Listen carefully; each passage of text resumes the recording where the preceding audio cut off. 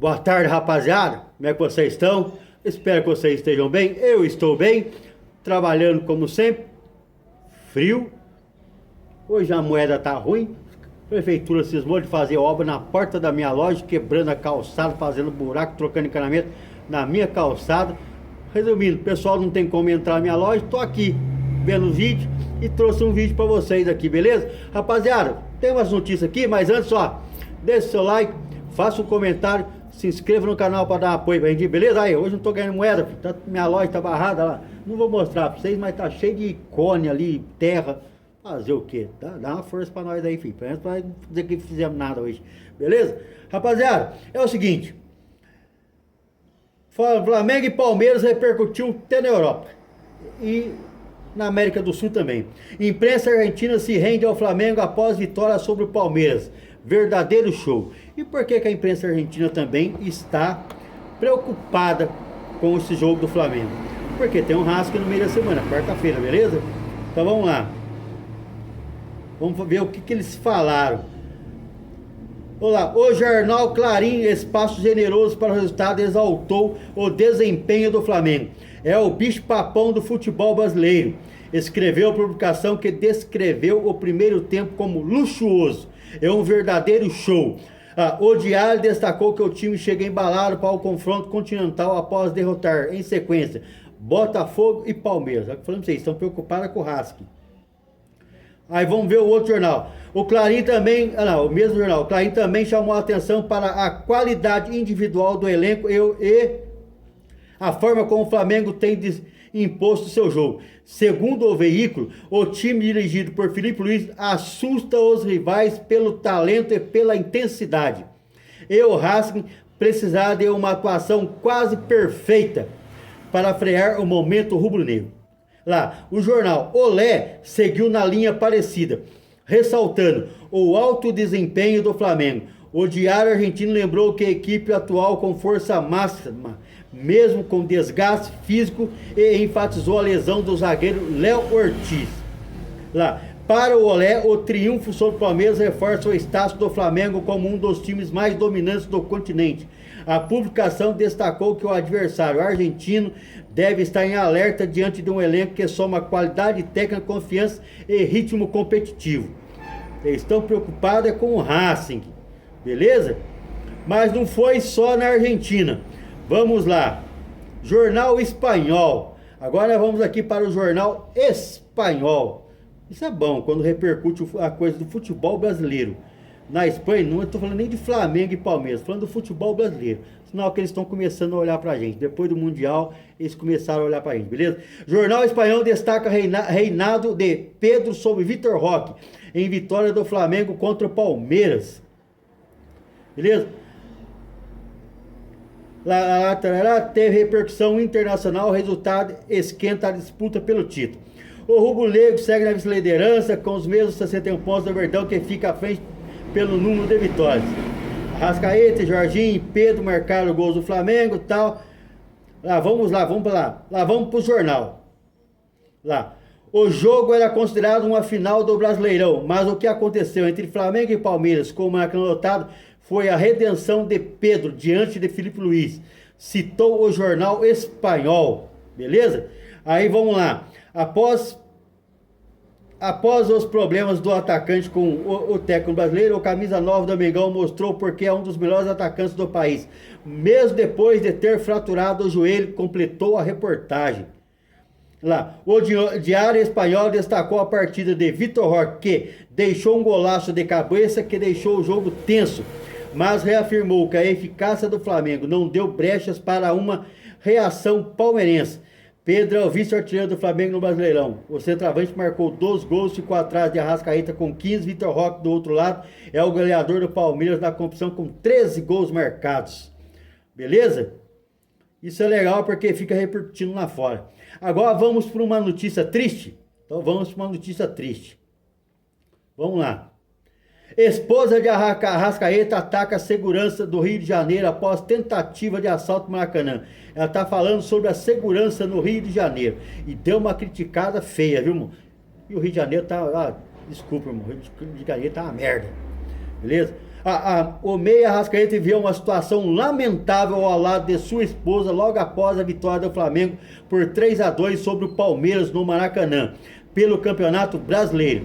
O camisa 10 rubro-negro sofreu uma tentativa de assalto à mão armada quando deixava o estádio, em um momento de tensão que assustou toda a família.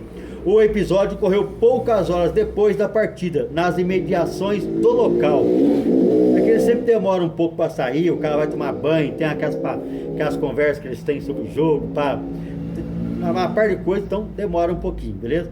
Olha lá, Camila Bastiari, esposa do Uruguai, utilizou as redes sociais para desabafar e criticar duramente a insegurança no Rio de Janeiro. Ela deve estar presenciando coisas lá que ela nunca imaginou que ia haver, né? Lá, infelizmente, nós, cidadãos do Rio de Janeiro, tentamos manter-nos vivos quando saímos de nossas casas, e digo isso porque todos os dias saímos para a rua, mas com medo, porque a vida aqui não vale nada, porque há mais armas do que pessoas, porque você encontra uma espingarda em cada esquina, e porque você vê...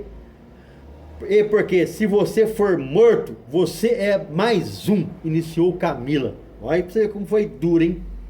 Foi dura. Dura mesmo. Em seguida, Camila agradeceu a Deus por tudo não ter passado de um susto, relatando os detalhes do ocorrido. Infelizmente, hoje tentaram nos assaltar. Saímos do Maracanã, apontaram para o nosso carro com 2 armas. Nos salvou que o nosso carro é blindado e que tentamos manter a calma. Apesar de termos passado um momento de merda, ela escreveu. Agradecemos a Deus por ter sido só um susto e chegamos bem em casa, completou. Assim como a sua esposa, Arrascaeta ficou indignado com a tentativa de assalto no Maracanã. Além do relato da esposa, o próprio Arrascaeta também se pronunciou sobre o caso e demonstrou sua indignação. Lá, 7 anos no Flamengo e primeira tentativa de assalto saindo do Maracanã. Que momento desagradável passamos com a família. Graças a Deus estamos todos bem, lamentou o Uruguai. 7 anos é a primeira tentativa? Então você tá bem, hein, filhão? No Rio de Janeiro, com 7 anos, primeira tentativa, você tá virgem ainda, então, não aí? Uhum. Agradeço a Deus mesmo, viu, irmão? Porque o Rio de Janeiro é um lixo. Como eu sou flamenguista, e eu tô falando pra você, o Rio de Janeiro é um lixo. Um lixo. Beleza? Rapaziada, vamos lá para as polêmicas do VAR. Beleza? E saiu o áudio do VAR. Lá, áudio do VAR esclarece pênalti não marcado de Jorginho em Gomes durante o Flamengo e Palmeiras. Beleza? Nós vamos falar aqui sobre o jogo, porque sobre o jogo nós já falamos bastante. Lá no último domingo, para lá. Beleza. A partida realizada domingo terminou 3-2, regra de Jorginho e Pedro. Lá. No entanto, o time paulista reclama de um pênalti não marcado de Jorginho em Gomes. O zagueiro paraguaio desabafou após o jogo. No lance em questão, o volante teria empurrado o defensor para o comentarista de arbitragem PC Oliveira, houve erro e a penalidade deveria ter sido marcada por Wilson Pereira Sampaio. Agora o áudio do VAR foi divulgado. Antes de eu ler o áudio do VAR, eu vou falar. Eu daria pênalti. Para mim foi pênalti. O Jorginho teve a clara intenção de cometer o pênalti. Ele conseguiu empurrar. Eu acho até que ele não conseguiu empurrar, mas ele teve a clara intenção de cometer. Beleza? Ele foi com tudo para cometer. Ele tentou segurar o braço e depois ele foi com a mão assim. Eu acho que na hora que ele foi com a mão, o Gomes já tinha pulado para frente para cabecear e a mão resvalou. Empurrou ele. Eu acho que não chegou a empurrar, mas eu daria o pênalti por pura intenção. Foi pura intenção dele fazer, dele te deslocar o coisa.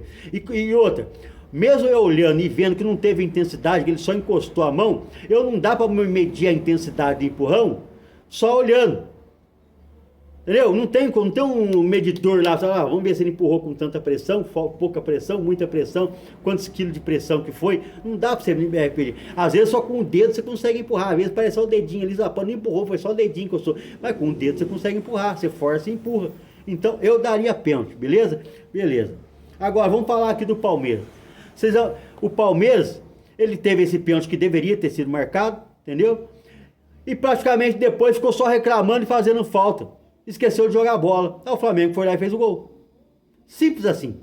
Esqueceu de jogar a bola, ficou reclamando, fazendo pressão e chorando e esqueceu de jogar a bola. O Flamengo foi lá e fez o gol, beleza?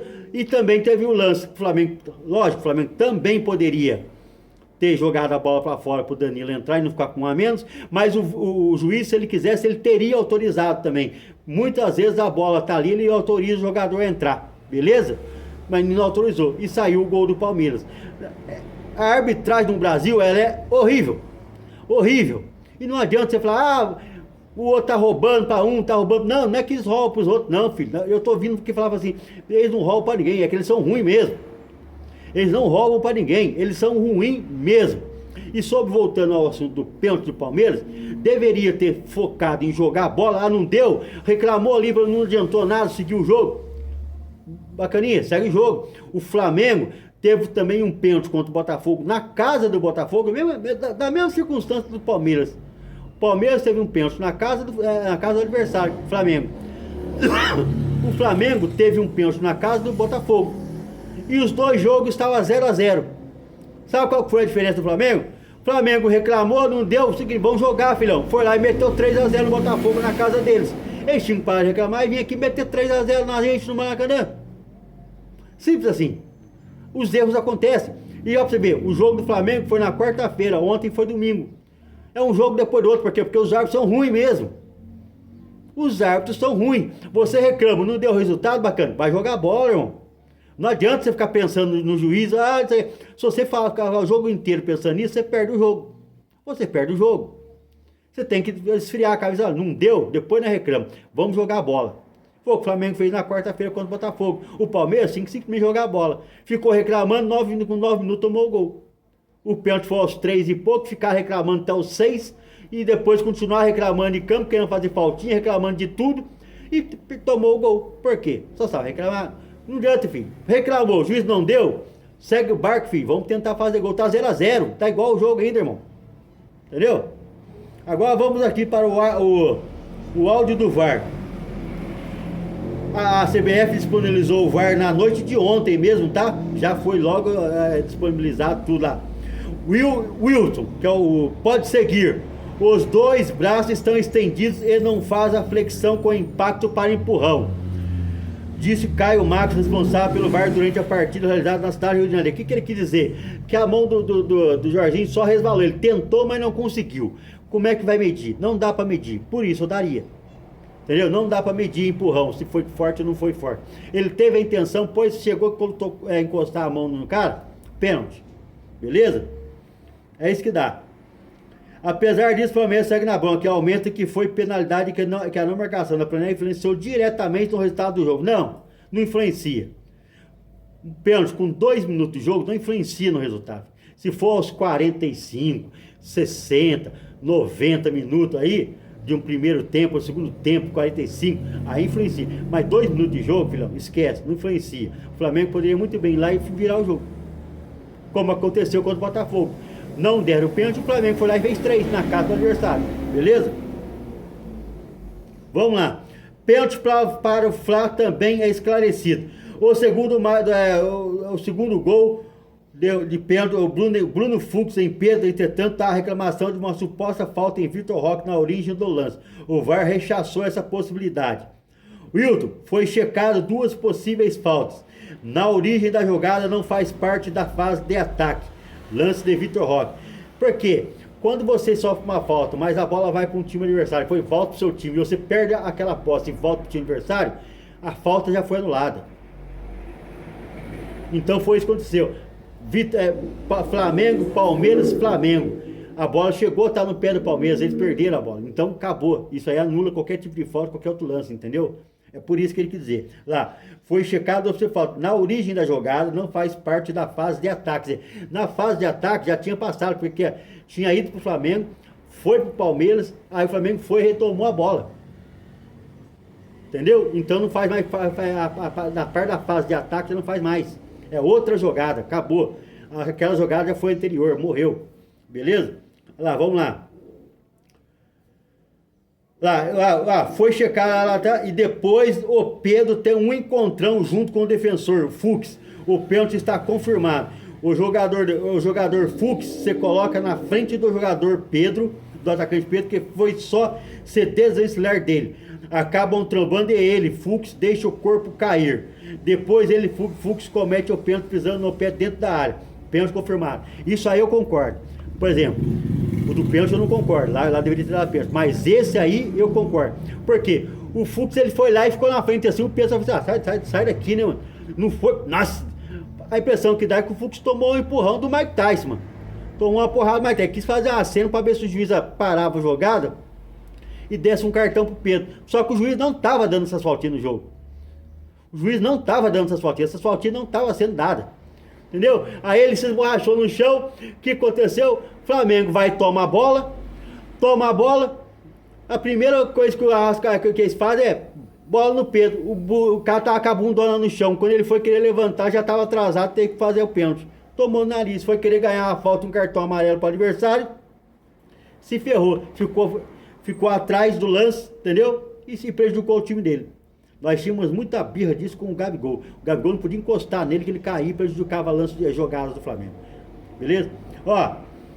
E o Felipe Luiz é atacado por Anderson Barra após Flamengo e Palmeiras. Inaceitável fazer acusações dessas. É porque o Felipe Luiz disse que se tem um time que não pode reclamar de arbitragem é o Palmeiras. É verdade. Aliás, ninguém pode reclamar de arbitragem. Todo mundo já foi favorecido e prejudicado desse campeonato. Eu tô falando isso aí o tempo todo. Todo mundo já foi prejudicado e favorecido. É negócio, filho, reclamou na hora ali, não deu nada. Vai jogar bola, filho. Porque a arbitragem ela é ruim. Se você ficar faltando na arbitragem, você esquece de jogar bola. Isso aí é muleta. Tá virando muleta. Tem que parar com essas porcarias dessas muletas. O árbitro vai errar? Vai errar, porque aqui já são ruins mesmo. Eles erram até na Europa. Imagina aqui que são ruins. Então, ele vai errar. Bacaninha, reclamou ali, não deu resultado ali. Bacaninha, segue o jogo e vai jogar bola. Tá vendo? E o Boto também reclamou. Aí o pessoal do Palmeiras reclamou deles terem reclamado. Entendeu? Dessas indiretas. E ficou por cima. Vai ter essa discussão por um bom tempo, beleza? Lá. Wilton detalha expulsões de Palmeiras e Flamengo. Veio para roubar. O que ele relatou? Que ele expulsou o Piquerez e o auxiliar técnico do Palmeiras, porque eles foram com o dedo em riste, acusando ele, quase que enfiando o dedo no nariz dele, lá, no zóio dele, entendeu? E chamando, falando que ele foi lá para roubar. O Piquerez falou isso na cara: você tá de sacanagem, você veio para nos roubar. Entendeu? Aí ele pegou, como uma acusação dessa grave, isso aí é cartão vermelho, tomou cartão vermelho. E o outro, o auxiliar técnico do Palmeiras, foi a mesma coisa, e isso foi relatado na súmula. Beleza? Lá foi o outro auxiliar técnico, que é o João Martins.